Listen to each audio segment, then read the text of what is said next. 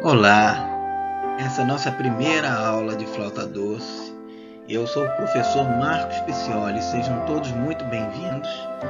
E nessa aula nós vamos abordar a origem da flauta e da flauta doce, posição dos dedos das mãos e da flauta doce, como soprar a flauta doce, higienização, manutenção e afinação da flauta doce, notas musicais na flauta doce e exercícios de fixação. E essa música que está tocando é uma das que vamos aprender nas próximas videoaulas. Se chama Can't Help Falling in Love, do Elvis Presley, de 1961. Então vamos começar nossa aula.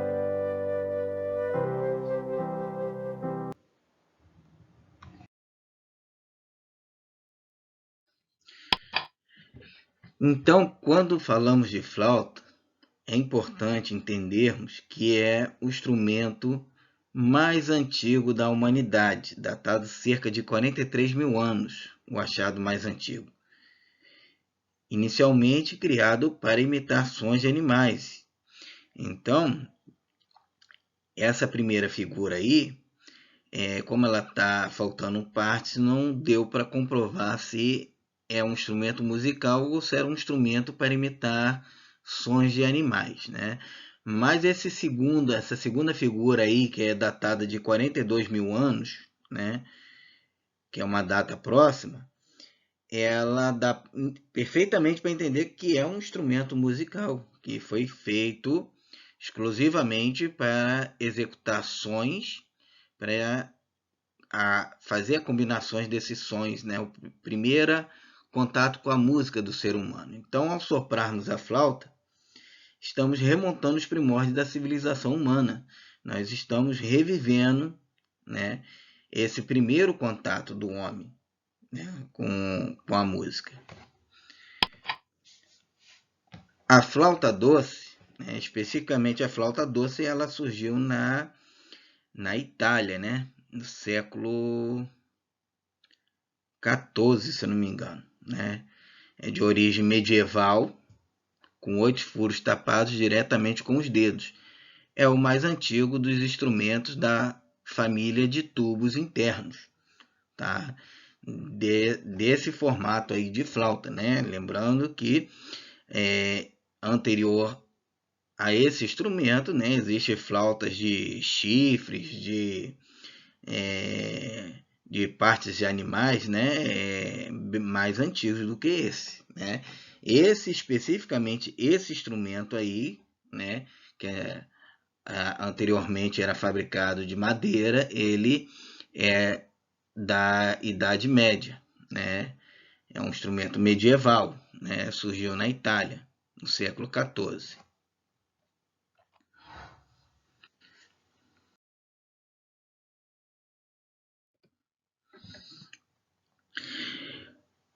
Os dedos fecham os furos com a parte mais gordinha, que é o meio da impressão digital.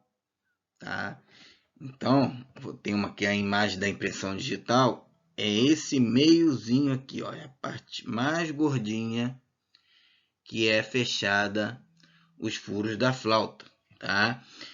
E depois de um certo treino, né, não dá para ficar olhando os furos da flauta. A gente tapa os furos e abre esses furos com tato, né, sentindo na pele se o furo está tapado ou não. Tá? Se o dedo pegar na beiradinha, esse som ele vai vazar, vai escapar e vai desafinar a nota. Tá?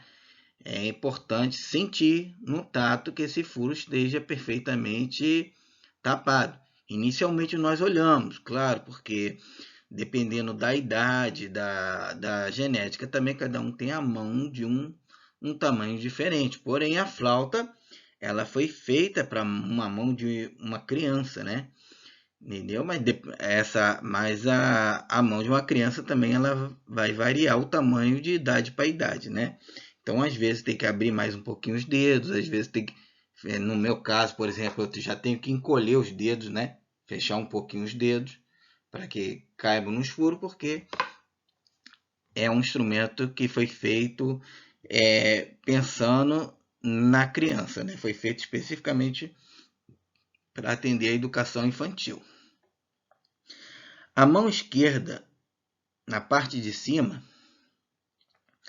e a mão direita é na parte de baixo. Então isso aí, para quem está iniciando, confunde muito, gente. Não pode trocar essas mãos. Eu tive muitos alunos que não lembrou, né, dessas aulas aí e aprendeu da mão errada.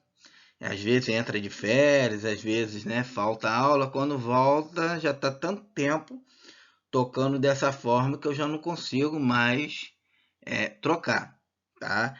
É mais fácil ensinar do zero do que você reeducar uma coisa que já aprendeu errado. Então, muito cuidado aí com a posição das mãos, tá, gente?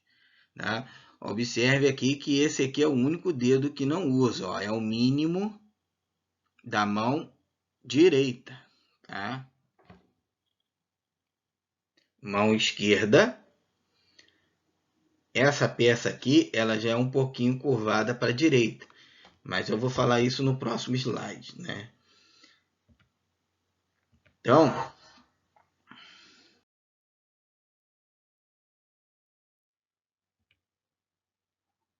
o pé da flauta é ajustável ao tamanho do dedo. Então, o dedo mínimo ele é menor que os outros dedos, e cada um tem um dedo mínimo de um tamanho diferente. Então, vocês observem aqui que o pé da flauta ele é curvado, tá? Para a direita, ele é ajustável de acordo com o tamanho do dedo. Você vai botar a mão na flauta e vai ver a distância que seu dedo mínimo alcança e vai botar esse furo aqui, né, no tamanho do seu dedo. Então, eu não posso dizer, tem que ser torto tantos centímetros, porque cada um tem um dedo de um tamanho diferente. E esse aqui é o único que nós não usamos, tá?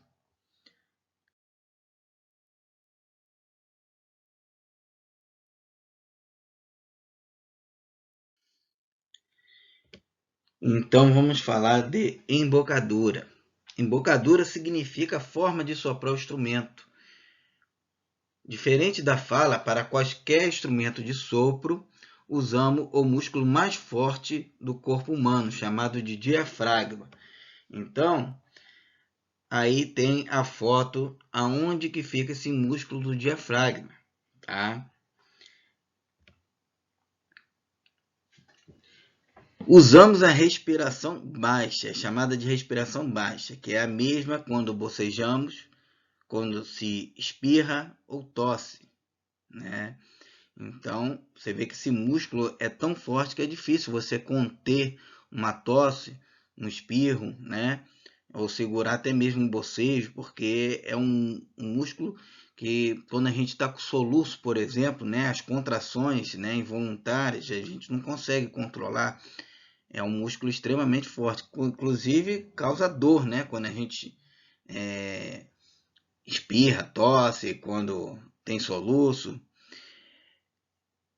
É como fazer bolinhas de sabão, né? Ou soprar uma vela. Então, dependendo da idade da criança, muitas vezes eu faço esse treino para desenvolver a embocadura. Eu pego essa parte da flauta aqui, tá vendo? Eu desmonto, tá? Aqui. E molho ela num copo d'água com detergente e faço a bolinha de sabão, soprando. Então, eu não peguei aqui um detergente para fazer uma demonstração, porque computador, instrumentos, tem outros instrumentos aqui que a água, né, poderiam danificar, né?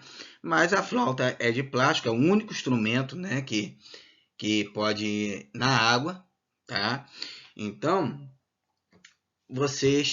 para você fazer uma bolinha de sabão, esse sopro ele tem que ser firme, né? Ele tem que se manter numa determinada pressão. Se essa pressão enfraquecer, a bolinha murcha. Se a pressão aumentar, a bolinha poca, né? Então, ela tem como se você estivesse fazendo uma bolinha de sabão. ou soprar uma vela de aniversário, tá? Então aqui eu coloquei uma ilustração aí, né? A forma que a gente sopra uma vela, né? Para apagar é a forma que se sopra uma flauta, ou que se sopra para fazer uma bolinha de sabão, tá? Certo? Se vocês forem fazer esse treinamento em casa com o sabão e com essa parte da flauta, cuidado para não fazer no local onde tenha materiais que possam estragar, ou molhar o celular, ou algum móvel, né? Tem que se fazer em lugar aberto, onde se pode mexer com água, tá?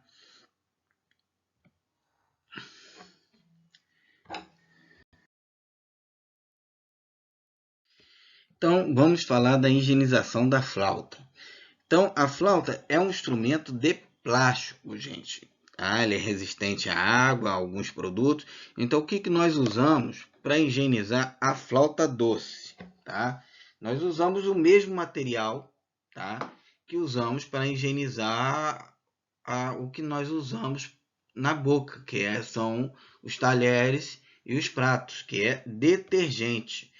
Ou uma escova de dente, que também nós usamos na boca. Você pode usar uma escova de dente sua que você esteja descartando ou trocando, né? Que de tempos em tempos temos que trocar a escova de dente, desde que seja sua, né? Não vai ter nenhum problema.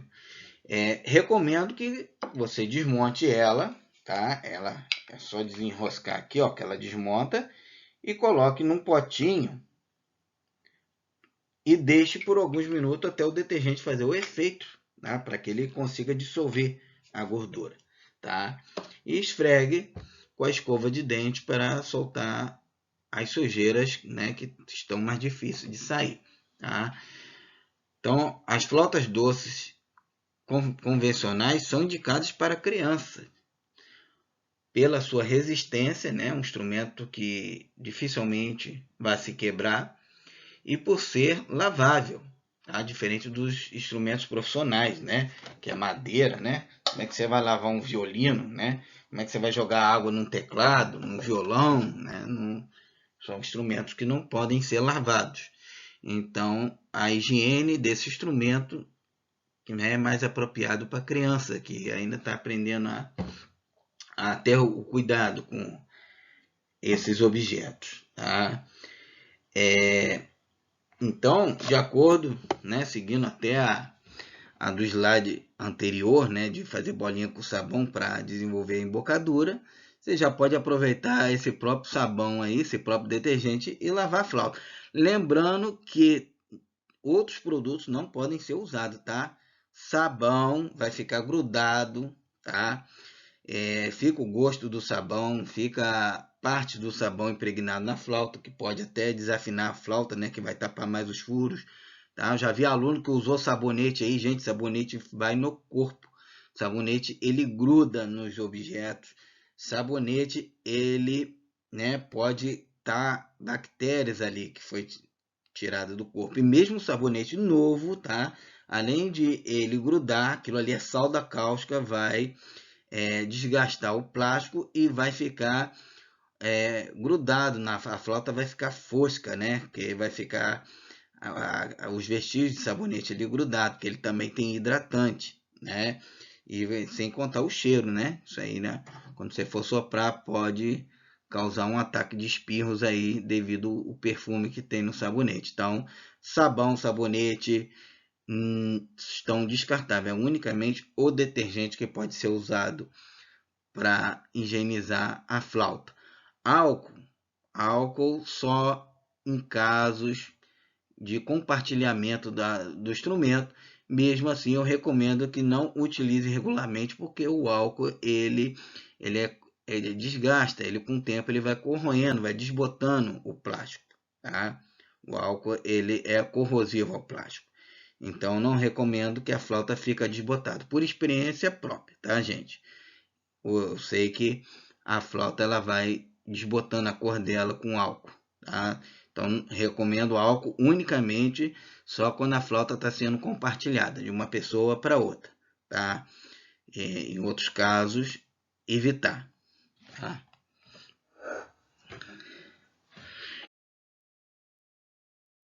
Encaixe superior da flauta.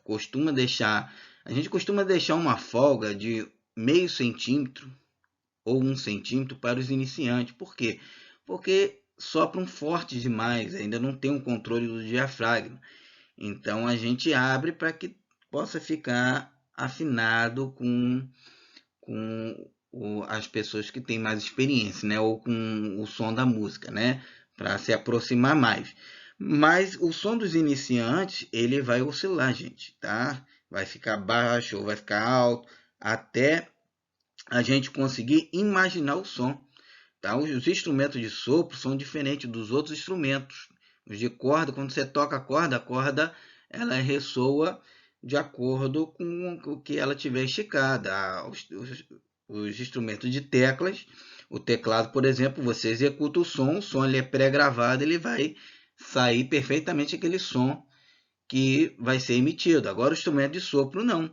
Você tem que imaginar esse som, senão ele vai sair mais baixo, mais alto. Cada nota ela tem uma pressão diferente da outra, tá? Elas não têm a mesma pressão, tá? Assim como o canto, assim como o clarinete, saxofone, qualquer outro instrumento, cada nota ela tem uma pressão diferente, tá? Por isso que nós imaginamos o som antes de executá-lo, ele primeiro se faz na mente, tá? Aí nós temos aí a flauta desencaixada, tá? Esse encaixe aqui, que é onde se deixa folga, tá? Com o tempo esse encaixe ele vai se desgastando. Dependente da qualidade dessa flauta, às vezes ela já vem folgada, né, nesses encaixes. Então, o que se faz para não ter vazamento de ar nesses encaixes? É isso aqui que nós usamos. A vela.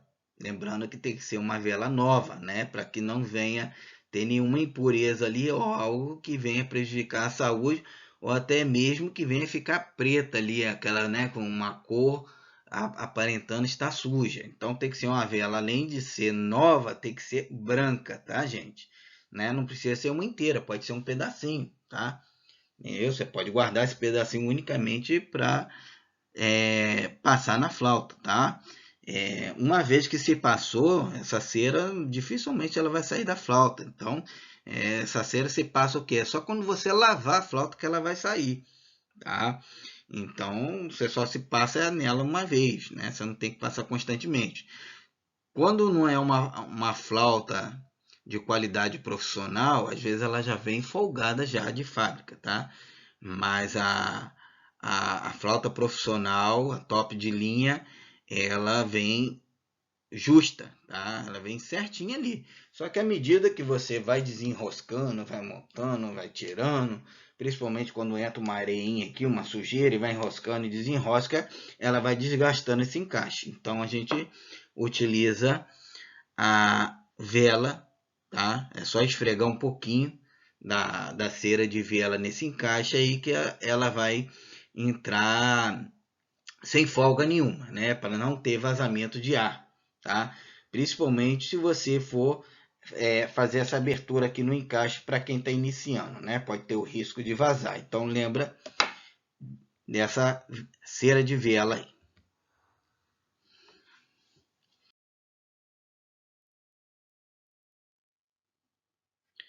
Então agora nós vamos aprender onde ficam as notas musicais na flauta doce. Então nós temos aí as primeiras notas que vocês vão aprender, tá?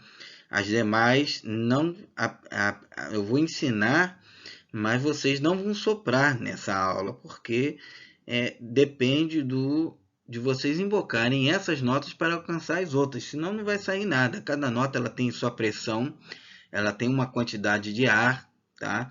E vocês têm que desenvolverem a memória musical, né? Do qual se é usado em todos os instrumentos de sopro, inclusive no canto, né?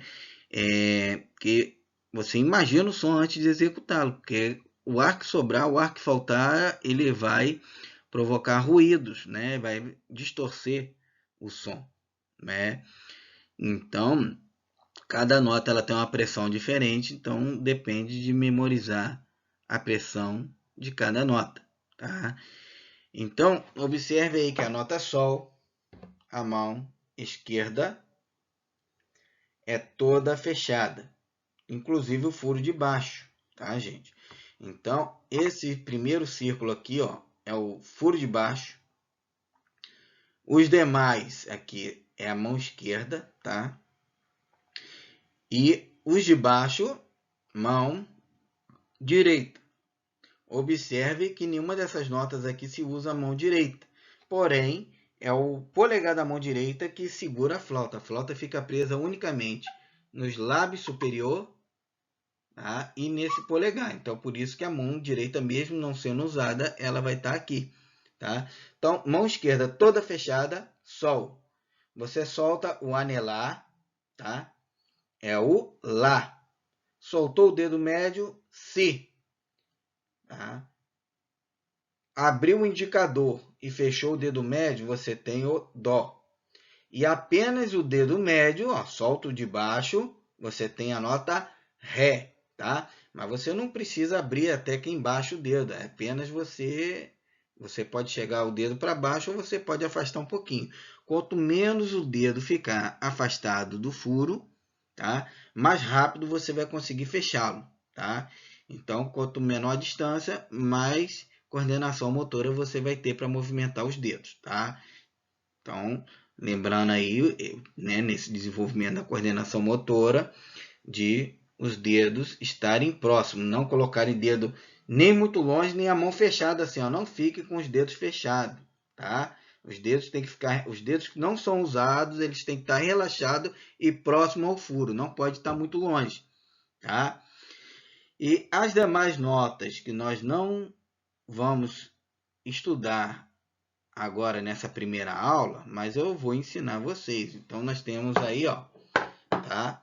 As notas mais agudas, Mi, Fá, Sol, Lá, tá?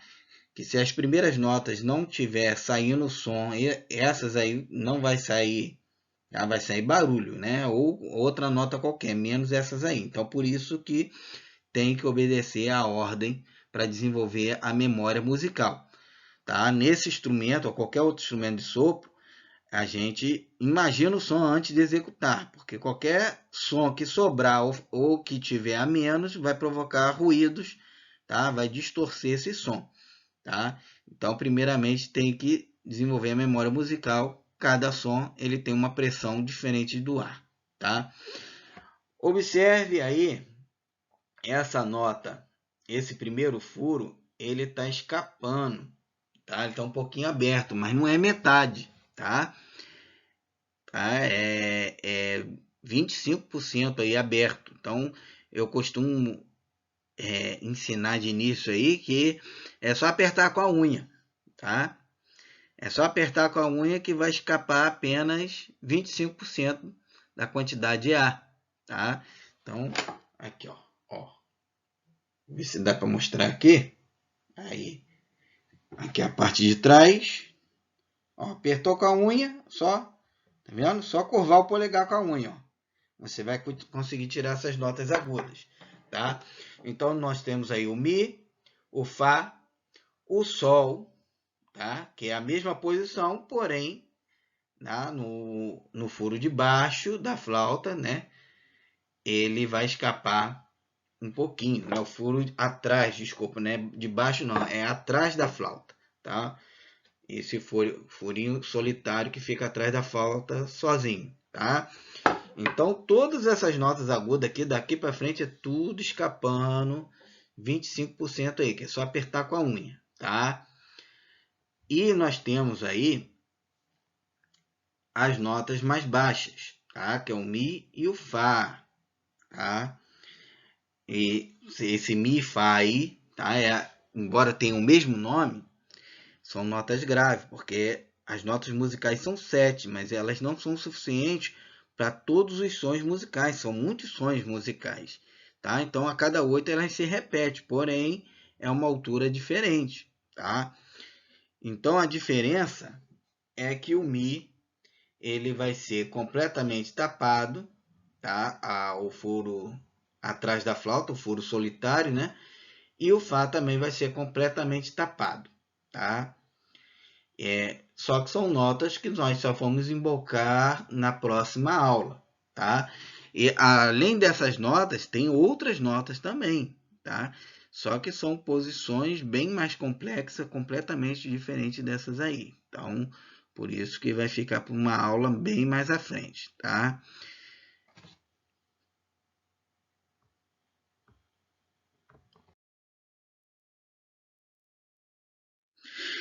Nesse primeiro exercício, tá? Vamos aprender a fazer a nota Si e Dó. Então, nós temos aí o Si, indicador e polegar da mão esquerda, tá? Deixar os dedos próximos aos furos que não estão sendo usados aí, tá? Não deixar eles fechados.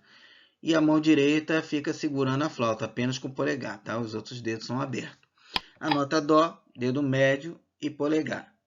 Polegar é o furo solitário que fica atrás da flauta, tá? Lembre-se de usar o tato para sentir que a nota está vedada, que está no meio da impressão digital realmente, tá? Não precisa olhar, vocês podem sentir. E vou contar 4 tempos para iniciar a primeira nota, tá? E vai ter um som tocando junto para que vocês tenham uma referência e deixar o som de vocês o máximo próximo possível do que está ouvindo. Lembrando que o encaixe da flauta, para quem está iniciando, tem que ser de meio a 1 centímetro, tá? Frouxo, para que venha abaixar o som, porque é sopra muito, muito forte, né? E vai abaixar a vibração da nota para que ela venha ressoar afinado ou próximo da afinação, tá? Então, 4 tempos. Atenção. 1, 2, 3, 4. 1, 2, 3, 4. 1, 2, 3, 4. 1, 2, 3, 4.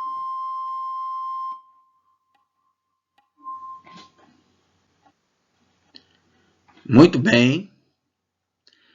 Tentem esse exercício mais vezes, tá? Só vão para o exercício número 2 quando sentirem que as notas estão saindo boas, tá? Que as notas estão com som legal, porque senão o próximo exercício não vai sair legal também.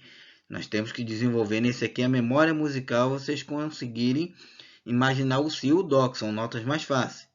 O próximo exercício as notas serão mais difíceis. Faremos como exercício anterior, tá? Só que agora teremos uma nota nova, tá? Que é a Ré. Lembrando que o Ré é apenas um único furo que vai ser vedado, que é o dedo médio, tá? O polegar que fica atrás da flauta, o furo solitário, é a única nota que esse furo é totalmente aberto, tá? Vou contar 4 tempos para iniciar, tá? E vai ter um som de referência junto com vocês. 1, 2, 3, 4. 1, 2, 3, 4. 1, 2, 3, 4. 1, 2, 3, 4. 1, 2, 3, 4. Repete.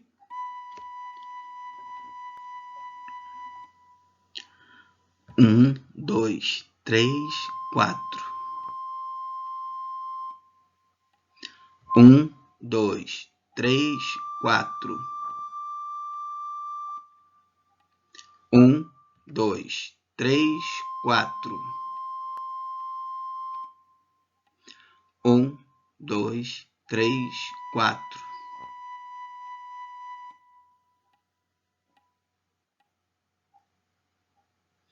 Como nos outros exercícios, tá?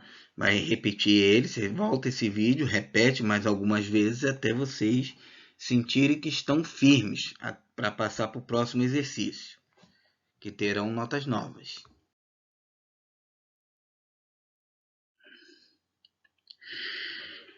Esse exercício terá notas diferentes. Em vez de subir, vamos descer. Então, as notas, quanto mais agudas, mais pressão o ar passa, tá? Porém, passa menos ar, porque a língua ela recua no céu da boca, deixando um espaço menor, porém, esse ar ele passa com mais força, com mais pressão. E as notas graves nós temos que relaxar essa abertura entre a língua, a parte de trás da língua com o céu da boca, ela vai afrouxar e o ar ele vai passar em maior quantidade, porém mais leve, né, com menos força, para produzir os sons graves. Então nós temos aí a nota Lá e a nota Sol. Tá? O Sol é a mão esquerda toda fechada, tá? A diferença do Sol para o Lá é que o Lá vai abrir o dedo anelar. Tá? Então, como os outros exercícios, vou contar até 4 e vai ter um som de referência. Tá? 1, 2, 3, 4. 1, 2, 3, 4. 1, 2, 3, 4. 1, 2, 3, 4. 1, 2, 3, 4. Repete.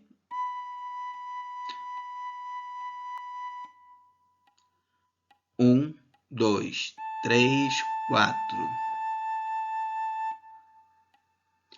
1, 2, 3, 4. 1, 2, 3, 4. 1, 2, 3, 4.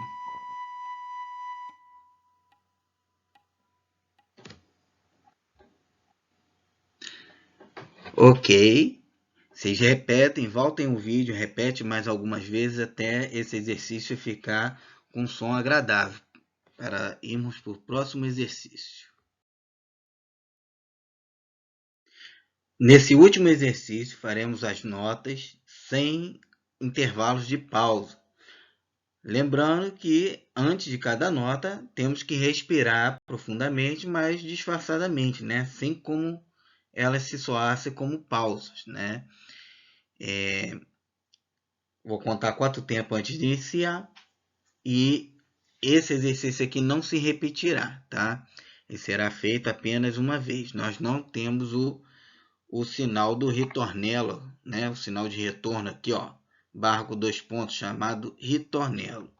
Então, não tendo, ele não vai se repetir, tá? E vocês vão retornar o vídeo até que esteja com um som agradável como os demais. Atenção, 4 tempos.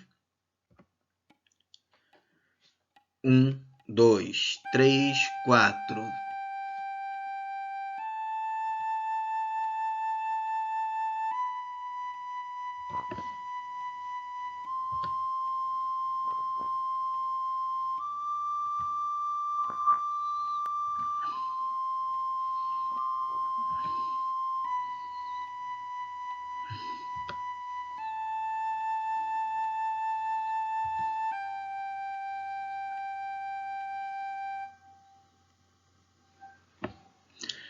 Então chegamos ao final da nossa videoaula. Muito obrigado a todos que assistiram até o final e até uma próxima aula.